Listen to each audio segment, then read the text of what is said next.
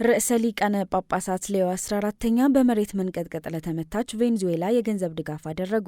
ርዕሰ ሊቃነ ጳጳሳት ሌዮ 14ኛ የ164 ሰዎችን ሕይወት የቀጠፈውን የቬንዙዌላ የመሬት መንቀጥቀጥ አደጋ ተከትሎ የ100,000 ዩሮ የአደጋ ጊዜ እርዳታ ድጋፍ አደረጉ።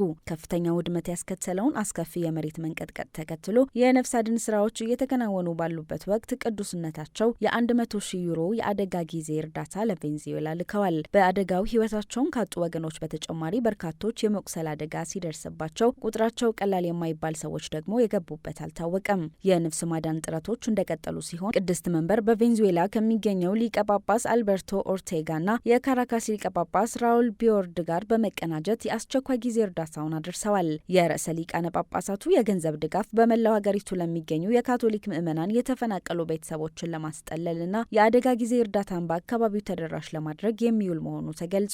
7.2 እና 7.5 በሆነ መጠን የተመዘገበው የመሬት መንቀጥቀጥ አደጋ በሀገሪቱ የሚገኘው የካራካስ ሲሞን ቦሊቫር ዓለም አቀፍ አውሮፕላን ማረፊያ እንዲዘጋ አድርጓል። የሀገሪቱ ባለስልጣናት ቢያንስ 164 ሰዎች መሞታቸውንና 1000 የሚሆኑ ሰዎች መቁሰላቸውን አስታውቀው የሟቾች ቁጥር ሊጨምር እንደሚችል ተናግረዋል። የቬንዙዌላ ፕሬዝዳንት ዴልሲ ሮድሪጌዝ በበኩላቸው በሀገሪቱ ብሔራዊ የአደጋ ጊዜ አዋጅ በማወጅ የአካባቢው ነዋሪዎች ከቤት ውጭ እንዲቆዩና ከተጎዱ ህንፃዎች እንዲርቁ አሳስበዋል። መረጃው የቫቲካን ዜና አገልግሎት ነው።